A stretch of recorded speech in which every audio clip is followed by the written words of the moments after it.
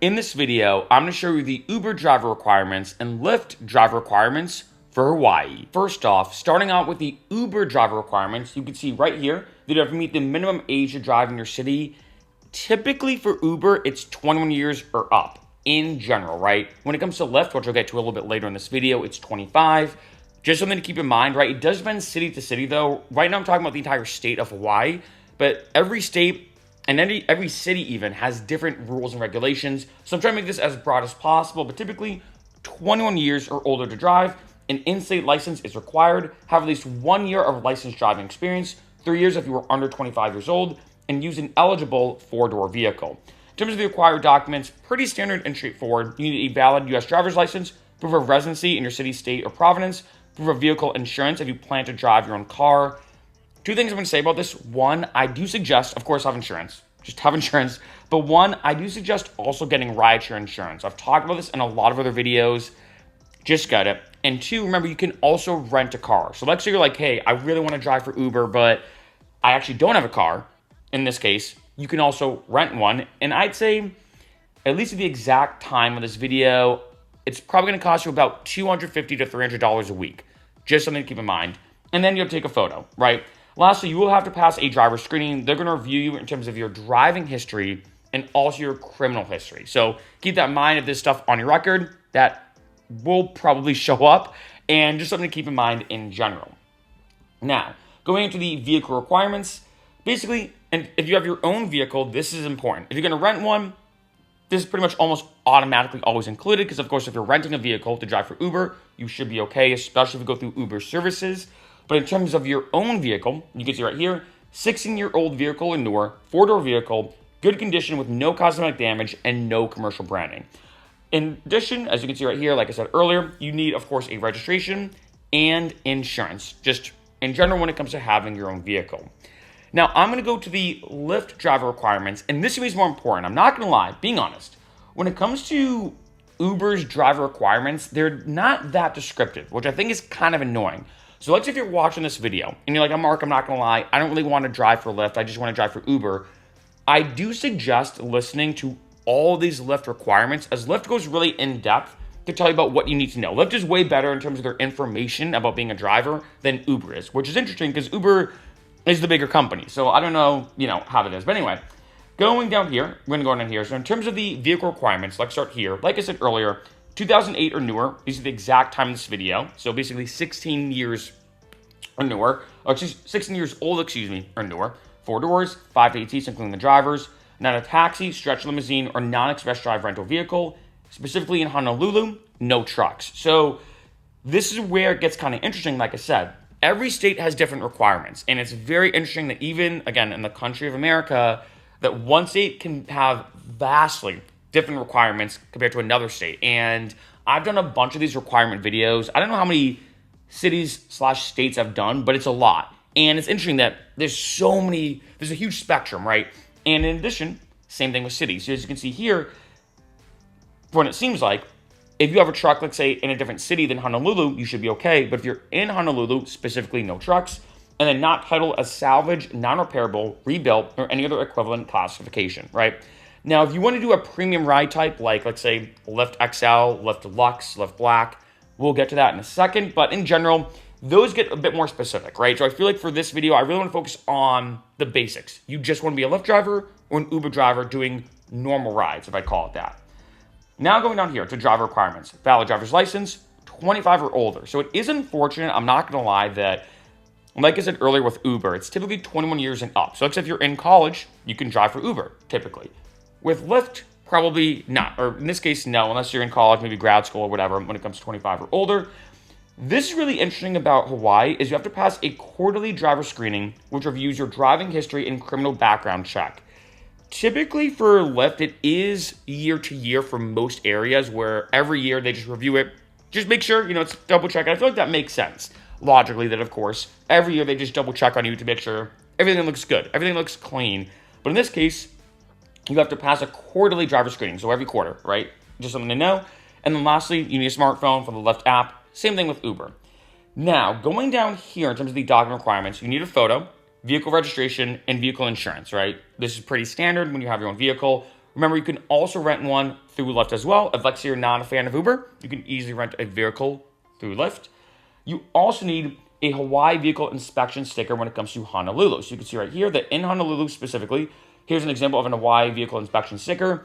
It is really interesting that, for area to area, things are vastly different. Like I said, when I lived in Massachusetts, you had to have your vehicle inspection sticker on the windshield. When I moved here to LA, though, which is really weird, no one had that on the windshield. That blew my mind. The first time I came to LA, I'm like, wait a minute, why does no one have their vehicle inspection sticker on their windshield? Turns out you don't need it here in LA. I guess you're good, right? Now, in terms of emblem, as you can see here, drivers in Honolulu are required to display the Lyft emblem on their front and rear bumpers while in driver mode. If you do drive for both Lyft and Uber, and I know a lot of drivers do, and one, might as well say you can. There's no issue with driving for both. But two, not only can you, but you definitely should. That's the best way to optimize your revenue as a driver. Even if you're not in Honolulu, or even if, like, say, you drive for Uber once in a while or Lyft, I do suggest have both on your car. I feel like it's important because one, that way, like, say, when you're pulling up, someone sees Uber and Lyft, they know it's you. But two, I find that, like, say, if you're in a highly trafficked area or something, like, say you're at the airport, like, say you're at, like, a really popular bus station or some kind of touristy area, by having that, at least, like, say, when security guards or officers or basically people working, some personnel working, they can see, like, and you're like, hey, I'm just a driver, here's my emblems, and they'll let you through in case, like, say, there's some kind of congestion issue or whatever. I think it's good to have both the Uber one and the Lyft one. You can easily get these for free, by the way, and get them sent to you for free. So, yeah. As you can see here, if you've just been approved to drive, you should receive your Lyft emblem shortly. Now, in terms of the driver regulations, this is why I like that Lyft goes really in-depth about this. So not just the requirements, but the regulations. It is interesting. So first off, there are hourly limits, right? Typically, it is about 12 hours a day maximum you can drive for Lyft. This also applies for Uber. If you want to overlap them, you can. But, again, just something to know. Going down here, there are a couple things, right? So, for example, like, drivers must not operate a vehicle that has not been approved by Lyft. That's kind of standard. But going to more specific things about Hawaii, for example, as you can see here, in terms of the revised ordinances of Honolulu, it prohibits trucks from being used on the Lyft platform. Like I mentioned earlier, no trucks. In addition, going down here, drivers must allow the Honolulu Department of Customer Services to inspect their vehicle upon request. Of course, you cannot consume alcohol while on duty or less than 8 hours prior to going on duty. I feel like some of this is kind of standard, but some of it also is very specific to Hawaii. Again, some of this is, I feel like, I don't say common knowledge or a bit obvious, but, I do suggest kind of looking through this just to know in terms of, like, the little things you need to know, right? And then going down here, kind of skimming through this a little bit, you do need a GET tax license. So drivers in Hawaii have to pay a general excise tax or GET. Now, there are a couple things I do want to say before I close out this video. One, I do suggest sign up with both apps. I know I said it a couple times. This is one of my best pro tips to make a lot of money driving for Uber and Lyft. I have a video listed below in the description, the 25 huge pro tips for new drivers. That's just one of them. That video is very in-depth on making more money driving. You gotta drive for both. And I know some people are like, hey, in my area or just personally, I know some people prefer Uber more than Lyft or vice versa. But here's the thing. When you sign up for both, it's completely free. One is completely free, and two, it takes 2 seconds. It's pretty easy to sign up for both. And once you do, on a random weekend, maybe Uber is paying more. On another weekend, maybe Lyft is paying more. Maybe on one weekend, Uber has some crazy bonus where if they say, if you drive for X amount of hours or you do X amount of rides, you get extra money. Same thing with Lyft. So one, sign up with both apps. Two, I usually just having the emblem on your car. I know that the way it seemed like based off the wording is that you have to have it in Honolulu, but in other cities, you should be okay without it. I do suggest having it, right? I do suggest having it because it's a big thing that when you're driving, like I said, just to make it, I think, easier to get around. I've noticed that when I've had it, like, say, on my car and everything, that security personnel is more lenient to be like, oh, you're Uber, you're Lyft. Yeah, I go through. Like, I know there's, like, all this kind of stuff going on in this one given area. Like, say it's a very touristy area or it's a big concert or something just happened. It does give you a lot of leeway.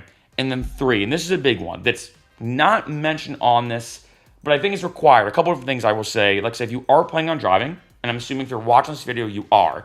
In terms of a couple of things I suggested you should have on you or let's say in your vehicle, even though it's not mentioned as required, is one, definitely have rideshare insurance. Like I mentioned, this statistically speaking, the more that you're on the road, the more likely you are to get into an accident. Just have rideshare insurance. It gives you extra coverage. Yes, Uber and Lyft does have coverage. And yes, I'm assuming you do have insurance on your own. You definitely should have insurance in general.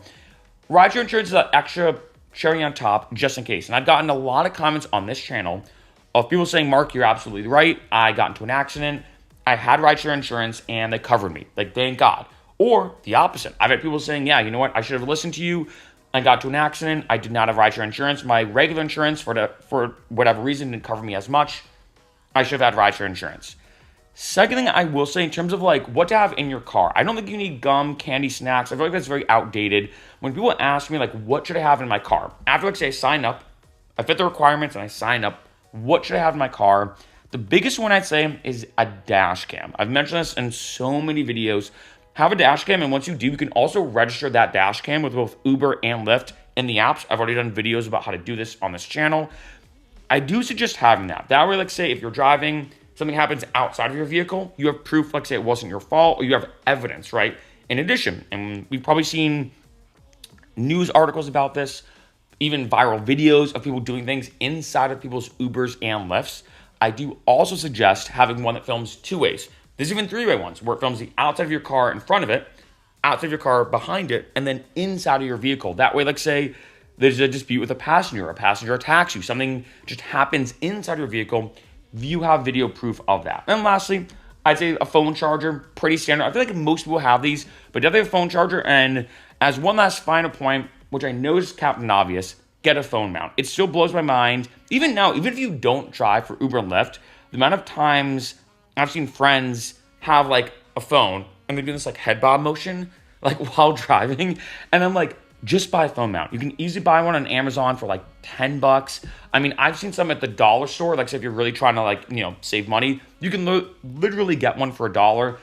And even past that point, not just with friends, but I've seen Uber drivers and Lyft drivers who are driving professionally, who drive for hours a day, do this motion. One, I feel like that's annoying, but two, super unsafe to have to like hold your phone or put it in some console and try to look up and down and constantly taking your eyes off the road. I'm assuming you probably have one, but just in case, get one. And again, these are only a handful of tips I have to make more money, get high ratings, and overall have a way better time driving for Uber and Lyft. I highly suggest watching that video listed below in the description that has 25 excellent pro tips for new drivers.